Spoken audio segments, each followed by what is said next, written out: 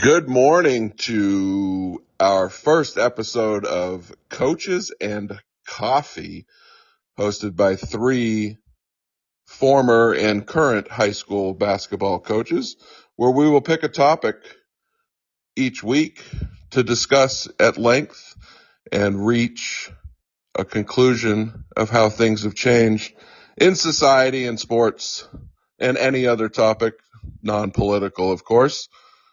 For today's episode, we are going to talk about changes in sports, both at the high school and also pro levels. And so welcome to my two former retired older coaches on the call. You're welcome. Thanks for having us on there this morning. I've been retired for how long has it been, Wizard? 6-7 years, something like that? Maybe easily, 2020. Yeah, we've been watching our good friend and the host of this show just dominate through Division IV basketball. We're proud of him. He's a good boy. Yep, you guys both went out at the same time and, didn't hold up your end of the bargain when it came to dinners and stuff like that. So anyways, I digress and we'll move on. So first topic, first conversation regarding changes in sports and how pro athletes today don't seem to be as tough and as durable as the athletes that we watched growing up in the 80s and 90s, some of you the 70s. But thoughts on this topic of load management? I would start by saying that, they make a lot of money. There's a lot of different medical, technologies today that how can a athlete not participate, in sports? And they set the bar so low with you got to play in 65 games in order to be considered for any end of season awards. That's like playing 4 out of 5 games and saying that's okay. At the high school level, imagine if we had a kid miss every 5th game. So thoughts? I think one of the main things that I've seen and heard discussed is the fact of the load management and what players from the 70s, 80s, and early 90s did in their careers. And, you'd like to go back and compare, everybody compare. Of course, they compare LeBron to Michael. They compare Bird to Michael, Bird to LeBron. I mean, everything. And when you come down to it, you think about it. If Larry Bird could have or would have played with load management, how much longer would his career have been? And how many more championships would he have won? I always like to think of that question. And the same thing with Michael. Not that he would have stayed any longer, but that's one of the topics that I like to consider. And my take on this is, I think about this like in real life. I've hired people working in the company that we work for. If I showed up 80% of the time, I would get fired. And I have people nowadays that work for me that call in sick when they just don't feel well. How about we show up, get our paycheck, and play every day? That's my take. Yeah, very, very valid. It's weird that, we call it the real world, but, in the job force, 80% doesn't cut it, but people that make, millions and millions of dollars, 80% is considered the accepted level of, performance. So we'll see. I think it's going to continue to get, more and more, dragged out, and similar to the other comment of all we're doing is elongating someone's career as opposed to playing, and the fans that have to pay the money to show up to games and they get there and the person they came to see, doesn't even have the decency to play in the game, for one, and then two, how many times do they not even come out and sit on the bench with their team when they're on quote unquote load management? So, but people keep paying the money for the tickets, so they're going to keep doing what they're doing. And I think Cass's, Wizards comment here about Larry Bird. And I remember watching Larry Bird lying on the sideline when he was out of the game because of his back pain. But the second that they would look down the bench, Bird would go back in and play throughout the pain. I just think we're not there anymore. And I know that we're all old coaches and we're going to talk about how it was in the old days. But, we equate this even to high school nowadays where, kids can't show up because they have a little cough. And I know that might be COVID and all this other stuff. But, I think we all remember when kids would show up and lie in the bleachers with 103-degree fever, making sure that they were still at practice. God help us, that doesn't happen anymore. Yeah. I can think of incidents. I had a player that played pretty much a whole season with a finger that was split right down the middle, and it was just taped together every game so that she could play, and she played. I've had players show up to practices and games where now it would never happen, but they could barely stand up because of the illness or whatever it was, because they so much wanted to play.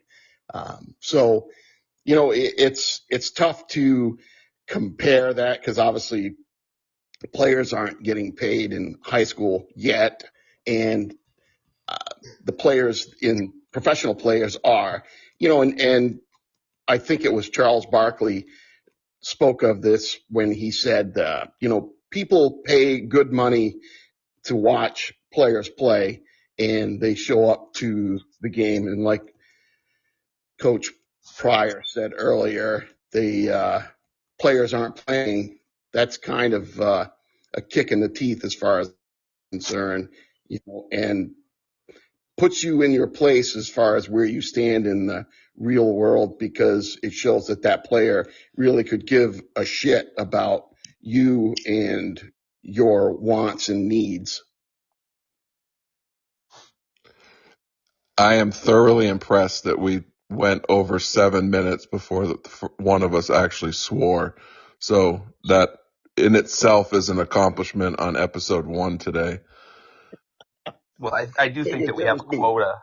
With all of the sponsorship, I do think we have a quota to limit our swearing to nothing more than at least 1 per minute. Oh, okay. All right. Well, that's a good ground rule to have. So that means that we all probably shouldn't talk every minute. Is that the suggestion? It means that we've got 8 more to go right now. we gotta catch up. Yeah, we gotta kick it up a bit. Yeah. All right. The only other thing I would say how pro athletes differ is, I'm not a big hockey guy, but they're tough as shit. Like they'll take a puck off the teeth and, missing a few chiclets and they're right back out there.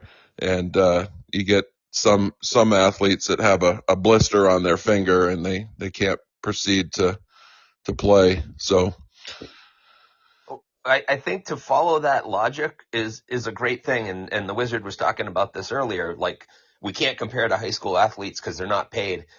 I think hockey is paid the least amount of any sport, and they're the ones that show up and take a beating every single day. And we've got pro athletes making $42 million, and they can't make a free throw, but they can take 3 days off because their hangnail is bothering them. Yeah, or a pitcher that, heaven forbid we throw 100 pitches anymore in a pro baseball game. Let's pull them after 80 so that we can prolong their career, because that definitely seemed to work for people like Nolan Ryan and Greg Maddux. Yeah, just take them out. I was thinking Nolan Ryan would probably still be able to beat the shit out of any pitcher. Not out pitch him, but probably could still beat the shit out of any one of them today. Well, just ask Robin Ventura. The last point that I will about professional athletes, and it's mainly NBAs and a little bit MLB as far as I'm concerned. the building of the super teams and how that has affected the sport itself, either sport. But, again, you think about it and how it shines upon the high school sport. We still have a little bit of that going on once in a while, and people can say, hey, no, you have some people who won't even talk about it. Then you have some schools that follow the rules, but you have all of this going on. You have kids who play together during the spring in AAU, and they form bonds and friendships, and some of them are really good. And it's the slow process of building these super teams. And it's not something that's just unique to New Hampshire. It happens all over. I listen to a radio station out of Pittsburgh, and they have the same problem with the super team building of players moving from one school district to another just so they can play on these teams. And I think that it's directly being affected by NIL is one of the things now that is a big thing affecting kids. And I think that them seeing professional athletes do what they did, I don't know if it was the first one with that Miami Heat team, but it's still something that occurs. Oh, couldn't agree with you more, Wizard. We love to give, especially our host friend, a hard time about recruitment and stuff like that. And in fairness, I don't think any of us have ever recruited a kid. But you watch some of these teams that go from not winning a game to winning a state championship in D4, D3, and D2 and giving a good run in D1. And you go, that was a nice job not recruiting. You can't see me with the air quotes. And it did all start with the Miami Heat. It really did. And it's a shame that we're headed that way and taking away from community and development and people showing up to see these local kids play. Right. Yeah, completely agree. I think we all have some banter back and forth about, the kids that we've all coached over the years. And, I think we'd all agree that if we picked a top 10 from all three of the teams of teams that we've coached from, that we could probably come up with a pretty good super team over the years. But it was fun to coach against and with, and accept the results that we get. So, all right, well, we could spend another episode on NIL, because how that definitely changed the world. But moving on, I know this is going to be a hot topic for the three of us, but the next topic is entitlement culture. And I'll look at it from a player perspective, or I'll talk about it initially from a player perspective. And today, having coached now for what seems like half of my life, kids that are freshmen and sophomores, and even in some cases eighth graders coming up to play at the varsity level to one, fill a roster, but two, some of them are definitely skilled enough to play at that level. And then I see teams where a kid is a freshman, and because they don't start, whether it's basketball, baseball, softball, all of a sudden they're not interested in being on the team anymore.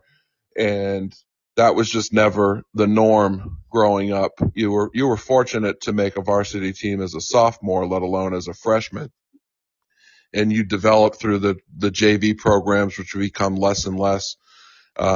And then I think to a certain extent, some of the adults feel that same way, that my kid, looking through those specific glasses that parents sometimes wear, is, yeah, my kid's really good. Why aren't they playing?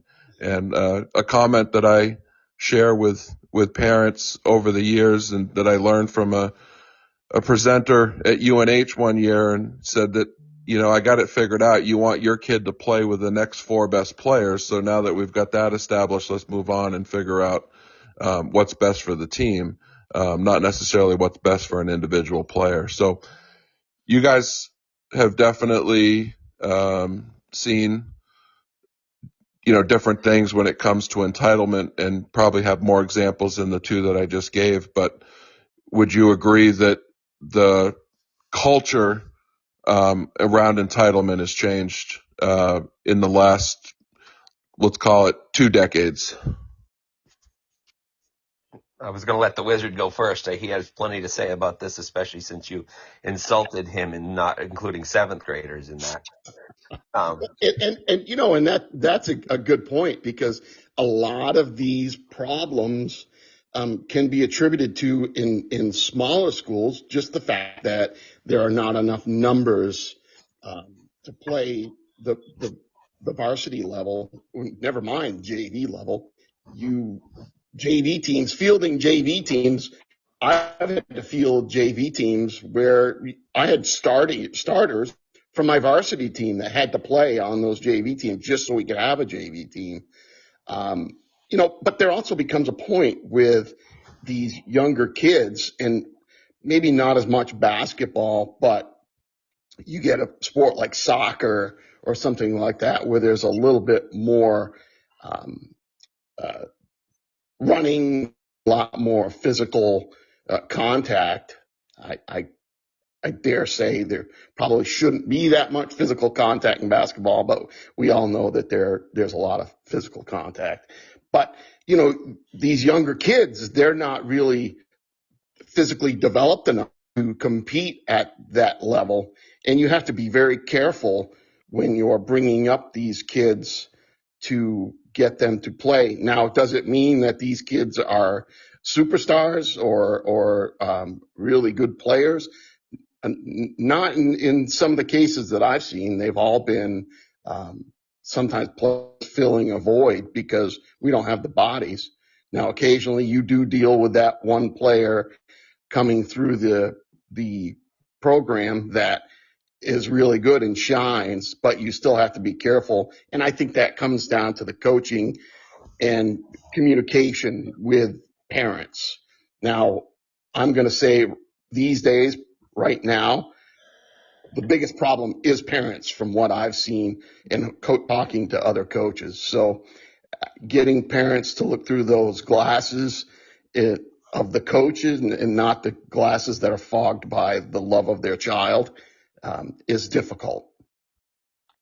Yeah, and to further that idea and to go back to your concept of the NIL, we now have kids that as, freshmen that don't get a lot of playing time, or better yet, let's say they get enough playing time, 23, 24 minutes a game, but they're not starting, and the parents are going to games at other schools, and all of a sudden they're hearing about how good their kid is, and if they were here that they would get to play more.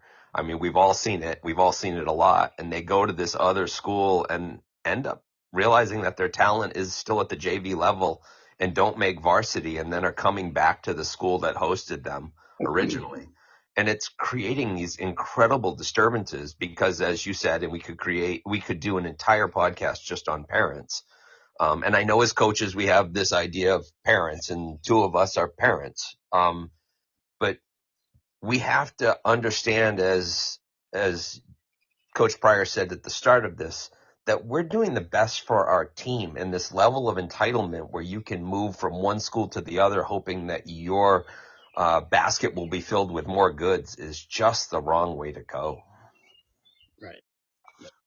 Yeah, and I wasn't attending to insult the Wizard with not bringing up 7th graders, because probably they started before 7th grade when he was coaching back in the day. And I won't do any name drops of players that, started on his teams and came down and whooped JV teams by dropping 50. But, whatever it took to get a game in, I guess, was all that mattered. The JV championship. That helps the parents feel better about things when you win the JV championships, It's all about winning. That's nothing else that we do in sports. Another episode. Yes, definitely another episode. Well, I don't know if the entitlement piece changes. I see, more and more, things that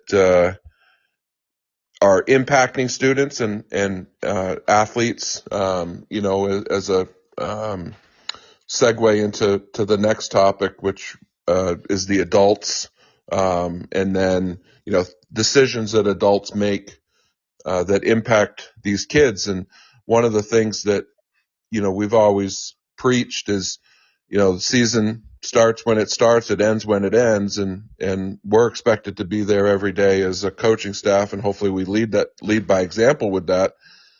And then I think most of us do lead by example with that. I don't think the Wizard or I have ever had to miss a game. I'm just thinking through on that. Yeah. I don't ever recall you guys missing a game in the years Did you ever miss a game? No, well, we digress, but go ahead. Yeah, well, that's a valid point. And there's a majority of coaches that never miss a practice, never miss a game. And in my opinion, are good leaders from that standpoint of, showing up is important. And now it seems more and more, not so much in the winter seasons, because people seem to buy into that season more. But when we get into spring sports, there seems to be more and more families leaving on vacation in the middle of the season, which then impacts obviously practices, impacts games if we have any. I've even seen schools stop scheduling games over April break to allow kids to go on vacation. And I'm sure we'll continue deeper into the topic. But as a coach, I think, or as coaches, I think we all felt practice was just as important as a game. And what are we setting for an example if it's okay to miss games or okay to miss practices? And when you return, you either think you're going to be in the starting lineup like you were, or that you're not going to sit a game. Our rule has always been, every practice that's unexcused or every game, it's a half a game suspension. So it definitely happens more and more in spring sports, and I'm sure you guys saw it at the schools you coached at over the years, but I just think it's gotten worse, and we're setting a bad example as adults in the situation, because kids really don't have the choice. If mom and dad say, hey, we're going wherever on vacation and you're coming with us. So any input?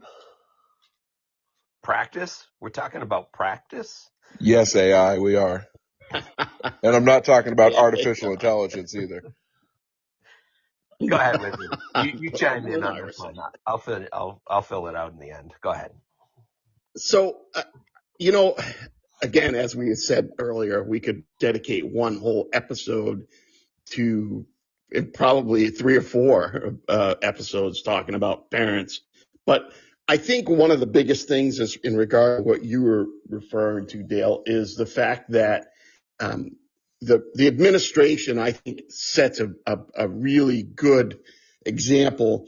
If you have a director, which I was very fortunate to have a very dominant and dominant athletic director who set rules, and where there sometimes things made that they were more malleable so people could do the things with their families. And let's remember, as us in Division 4 were dealing with, we were dealing with kids who weren't all going to be going to professional basketball, whether it be WNBA or playing in Europe. There was none of them were going to be playing there. So, that athletic director starts out, the administrator sets the rules that, the contracts we used. I'm sure everybody else probably has the same thing. And it explained it, if you miss this, this, and this. And I think through the years, they've probably become more watered down. Our biggest problem used to be Christmas vacation. So when we had Christmas vacation, obviously it was the holiday, and you had New Year's involved. And some people like to go away, and you would miss the Christmas tournament. And not everybody played in the Christmas tournament. I mean, in regards to other schools, some schools didn't go, but we did. And it was you missed the Christmas tournament. You probably were going to be sitting some games.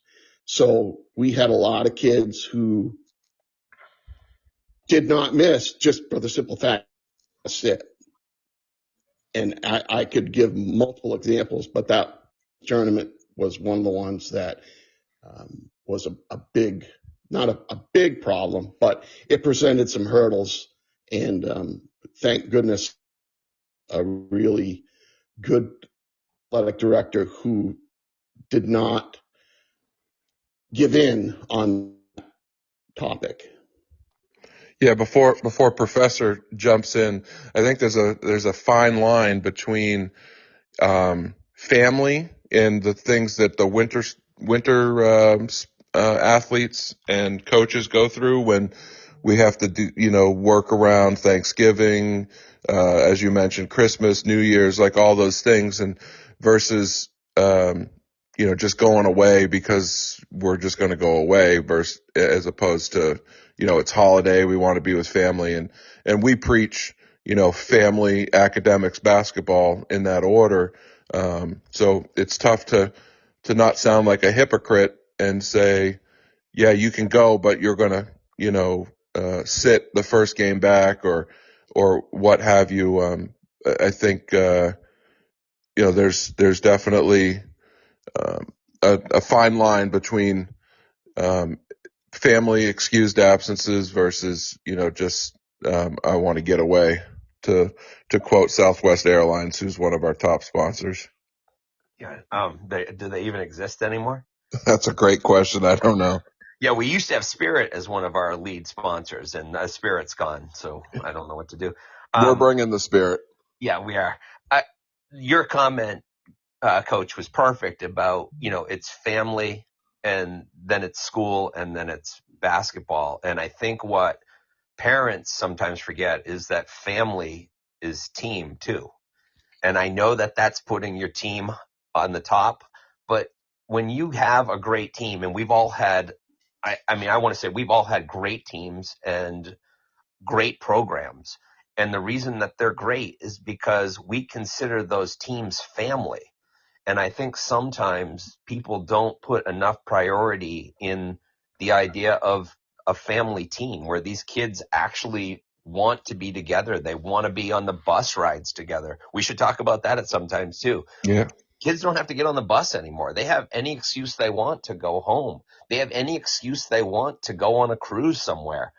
I get Christmas. I get Thanksgiving. I get that those are important, and they were important for me to be able to spend the time with my family. But if you're going to commit to the family of your team, you have to commit to it. And I think we're doing a great disservice with everything we've talked about before. The pro culture and entitlement and all of these other things leads directly to where we're existing in a problem with this. Yeah, I think, the sport that we coached for all the years, it's the longest season, by far, and definitely have our own challenges, with that. But, I think we've both been very fortunate that our athletes, have bought into what we do, and we preach family. And, Professor, you're 100% correct that a team is a family, and sometimes I think the kids get it. I'm not sure always the adults get it, that when they take their kid away, there's that negatively impacts the team, whether it's from a practice standpoint, and now all of a sudden you've got players number 6 and 7 that normally come off your bench. You have to put them into your starting lineup to a role that they're not accustomed to doing, because, players, 2 and 5, went away. But like I said, I really see it more in spring sports, and I get it, where we live, we come out of the winter, and, the first thing we want to do is go to warmer weather after some of the dreaded winters. Although the Wizard likes the wilderness, so the cold doesn't bother him. Absolutely. Not with his his beard / goatee that he sports on a regular basis. He's even got birds eaten out of his hand most days. He's so gifted. But I talking about family, and this is the last thing I'll say about this today. You go to games and with the parents, and the parents who are fans of the team, and then the parents who are fans of their athlete, and you see, do they root for the team or are they just rooting for their child? And I understand people rooting for their children, but are they watching the whole game or are they just watching their child? That's one of the things that I've seen through the years. And I'm going to continue not on exactly that theme, but the idea of where we all coach at a D4 level, where, as the Wizard had said before, we have to try to figure out how to make these things work. And it's really hard for us when two kids go on a cruise and then we're putting number 6 and 7 in. As you guys know, I had the wonderful opportunity to coach at the D1 level. And at that D1 level, it's funny, those kids, there's so many to choose from that there are really stringent rules on whether you can go away or not. We had one kid that wanted to also do the play, and if she was going to miss more than 3 of our practices, she wasn't going to be allowed to play the sport. And our concession for her, since she was so committed, was to change our practice time some of the time so that she could actually commit. And I think that level of rule structure, as the Wizard was saying before, with an athletic director who just supported him, when there are those rules in place, it takes the pressure off us as coaches and allows us to get the kids at practice, talking about practice again, so that we can make a team. And I think for anybody, all 4 people that might listen to this, if you're going to develop a team, it's important to get that structure, and it just doesn't exist anymore. I mean, this whole thing has been about structure, the NIL, all of it, this whole idea of taking all of the pressure off of us by having a structure that's rigid, and it just doesn't exist anymore. There's another episode. The more that we continue with this first episode, I think we've created at least a dozen more episodes and I really think you shot for the stars with 4 listeners, Professor. I mean, we just hope that other than the 3 of us go back and listen to our I don't want to call them wild. I just think sometimes honesty is perceived as too hurtful. So we just want to sugarcoat things. So we'll see if we get 4 people that decide to listen to this. But to piggyback off what the Wizard was saying with administration, been very fortunate in my tenure as coach that always had a great administration, athletic director, principals, superintendents that have supported their coaches. I think, you're going to get some parents sometimes, and we read about it more and more, with parents and how they, do some, for lack of a better word, foolish things, because, usually around playing time, even you're seeing things now that parents are jealous of another athlete who's sitting on, or who's not sitting on, who's on your team and is really good, but they don't want to be supportive because that kid's better than their kid. And I think we'll be talking about it for a long, long time, and always said that when coaching isn't fun anymore, then that's when it's time to step away. But the administration have definitely made a big difference and been black and white for the most part over the years. And I think that's helped us as coaches in Division IV. You can see the turnover over the years of coaches that probably didn't have support of their administration, we're let go for one reason or another. Yep. Any final topics as we conclude episode 1 for Coaches and Coffee? I think we've bored our 3 listeners enough. I think my last comment will be we didn't get enough swears in. We've got to do better at that. And I think that as this continues, since we're 3 old coaches with a lot of experience and time, we're going to probably bash a lot of parents and officials and weak-ass players and all that other kind of stuff. I think we also have to remember that in our coaching career, we have dealt with a lot of amazing parents, amazing officials, and too many weak-ass players. Absolutely. Hear. All in favor. Yeah, no, I echo those comments that for the most part it's always a small percentage of people that makes coaches' lives difficult. But I think we've all been very fortunate to see the